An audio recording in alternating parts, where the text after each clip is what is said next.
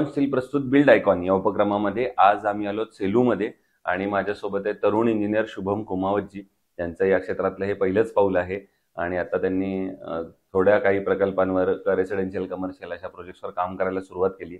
पण त्यांचा शैक्षणिक प्रवास कसा होता आणि पुढचा प्रवास कसा राहणार आहे या सगळ्याबद्दल आपण बिल्ड आयकॉन या प्लॅटफॉर्मवर त्यांच्याशी गप्पा मारणार आहोत. सगळ्यात आधी मला विचारायला आवडेल ते म्हणजे तुमचं शैक्षणिक जीवन कसं होतं, म्हणजे तुमची शाळा कुठली होती, तुमचं कॉलेज कुठलं होतं आणि सिव्हिल इंजिनिअरिंग या फील्डमध्ये येण्यामागची प्रेरणा कोणाची होती, ज्यांच्यामुळे तुम्हाला असं वाटलं की आपण या फील्डमध्ये यावं?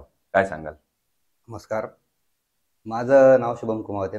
माझं 10वी पर्यंत शिक्षण गावाकडे झालेलं आहे, सातोण्याला. त्याच्यानंतर 11वी-12वी माझी कोपरगावला झाली होती, शिर्डीजवळ. तर त्यानंतर मी इंजिनिअरिंग केली होती, म्हणजे कम्प्युटर इंजिनिअरला होतं सर मी. तर फर्स्ट इयरला माझे जरा बॅक विषय लागले. तर नंतर एक इंटरेस्ट उडाला त्या विषयामधून आणि जस्ट माझ्या भावाचंही सिव्हिल इंजिनिअरिंग झाली होती आणि त्याचं नवीन नवीन स्टार्टअप होतं आणि एक तर माझ्या फॅमिली बॅकग्राऊंड टोटली सिव्हिलचं आहे. तर त्याच्यामुळे एक सिव्हिलचा माझ्या मनात पहिल्यापासून एक भाव होती चांगली किंवा पॉझिटिव्ह, मला ती गोष्टी जमत होती सगळ्या सिव्हिलच्याच. तर मग असं वाटलं कुठेतरी आपण जरा रॉंग फील्डमध्ये गेलोय. फर्स्ट इयर नंतर मी कम्प्युटर इंजिनिअरिंग सोडून दिली आणि सिव्हिल इंजिनिअरिंगकडे वळलो. तर नंतर सगळे डिप्लोमा वगैरे माझा कंप्लीट झाला आणि घरचे सगळं बॅकग्राऊंड असल्यामुळे मला कामात पण भरपूर हेल्प झाली आणि सगळे म्हणजे कुठे कोणत्या गोष्टीला अडचण आली नाही. काय म्हणजे भैया ते सोबत असल्यामुळे कोणतेही असं काम माझं अटकलेलं नाही. मला एक हेल्प होऊन जाते त्यांच्यामुळेच प्रत्येक गोष्टीत. बरोबर. दुसरा प्रश्न असा आहे की आता त्यांच्याबरोबर तुम्ही कामाला सुरुवात केली, तर पहिला प्रोजेक्ट कुठला होता ज्याच्यावर तुम्ही शिक्षण कंप्लीट झाल्यावर कामाला सुरुवात केली? तो प्रसंग कसा होता, क्षण कसा होता, काय दडपण आलं होतं का काम करताना? नाही, तसं एवढं दडपण म्हणजे एक नॉर्मल हेच होतं की जेव्हा फर्स्ट टाइम साईटवर जात होतो मी, तर एक अलग वातावरण होतं, कसं राहायचं काय, नवीन लोकांशी पद्धतशीर व्यवस्थित बोलता येत नव्हतं. पण नंतर एक प्रॅक्टिसमुळे हळूहळू एक स्टार्टअप झाले व्यवस्थित. भैयाकडून काही गोष्टी नॉलेजमध्ये भेटल्यात आणि एक होतं नॉलेज, नंतर जमून गेल्या बऱ्याचशा गोष्टी हळूहळू माझ्यात. बरं. आता येऊया काही तांत्रिक मुद्द्यांकडे. त्यातला पहिला मुद्दा आहे म्हणजे या सेलू भागामध्ये किंवा या एकंदर परभणी जिल्ह्यामध्ये तुम्ही अकुशल कामगारांचं प्रमाण बरंच आहे आणि अशा कुशल कामगारांबरोबर काम करणं बऱ्याचदा धोकादायक सुद्धा ठरू शकतं. तर तुम्ही साईटवर असताना ती परिस्थिती कशी हाताळता किंवा कसं करता ते सगळं हँडल? जे एखादं म्हणजे एक हार्ड काम राहते, जे मिस्त्रीला समजा जमतच नाही, असे भरपूर आहेत आमच्या इकडे की त्यांना फक्त नावाला झालेले ते, त्यांना त्या गोष्टीतलं काही माहिती नाहीये. तर समजा आपलं स्टेअरकेसचं बनायचं राहते नवीन वेळेस, तर ती गोष्ट आम्ही आमच्या डोळ्यासमोर त्यांच्याकडून करून घेतो. ऍक्च्युअली आम्ही साईटवर उभा राहतो आणि नंतरच त्यांना ते कन्स्ट्रक्शन करायला लावतो. ओके. दुसरं आहे, या कन्स्ट्रक्शन इंडस्ट्रीमध्ये प्लॅन ही फेज अतिशय महत्त्वाची असते. प्लॅन म्हणजे रचना किंवा आराखडा, तो प्लॅन. तर प्लॅन या स्टेजचं तुमच्या नजरेतून महत्त्व काय सांगाल आणि तुम्ही कसं प्लॅनवर काम करता? प्लॅनचं एक महत्त्व म्हणजे सर, प्लॅनिंगशिवाय काम होणं पॉसिबलच नाही. जे एक अकुशल तुम्ही आता जे बोललेत, ज्यांच्याकडे नॉलेज नाहीये, ते डायरेक्टली सांगतात काय गरज नाही म्हणे, आम्ही करून देऊ व्यवस्थित.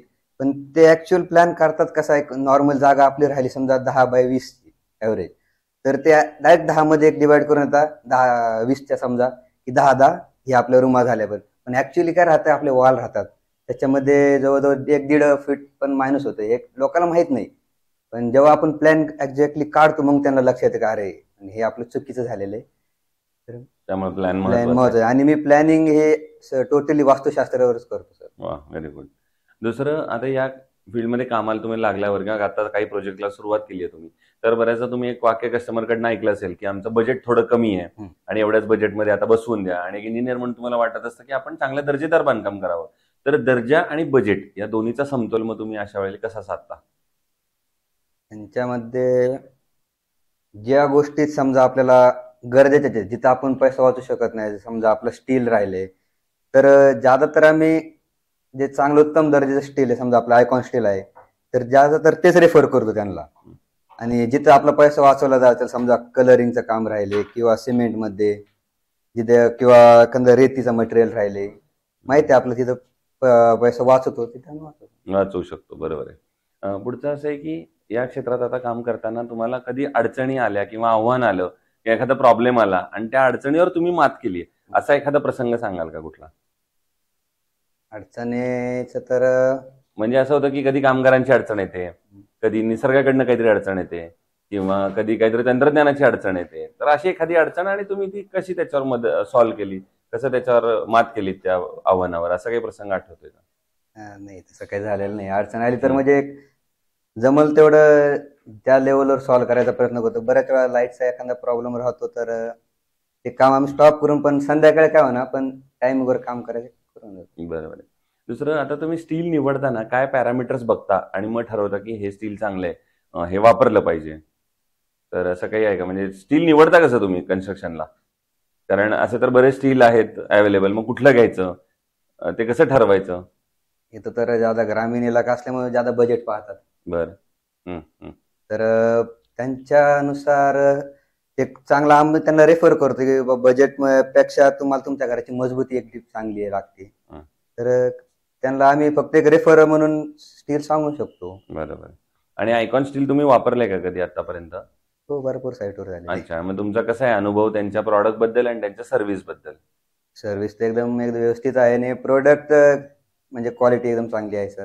ओके. उत्तम दर्जाचे आणि मजबूती मेन घराला मजबूती राहते आणि आयकॉन स्टील ती मजबूती आम्हाला प्रोव्हाइड करते. वा. त्याच्यामुळे एक बऱ्याच आम्ही भरपूर साईटवर आतापर्यंत रेफर केलेला आहे. ओके. सो हे होते तरुण इंजिनियर शुभम कुमावतजी, आणि मी म्हटलं तसं त्यांची हा फक्त पहिला टप्पा आहे. अजून भविष्यात अनेक मोठे टप्पे गाठायचेत, अजून मोठे मोठे प्रकल्प करायचेत आणि भविष्यात असेच आयकॉनिक प्रोजेक्ट तुमच्या हातून घडावेत, याच आयकॉन स्टीलतर्फे मनपूर्वक शुभेच्छा. थँक्यू. थँक्यू.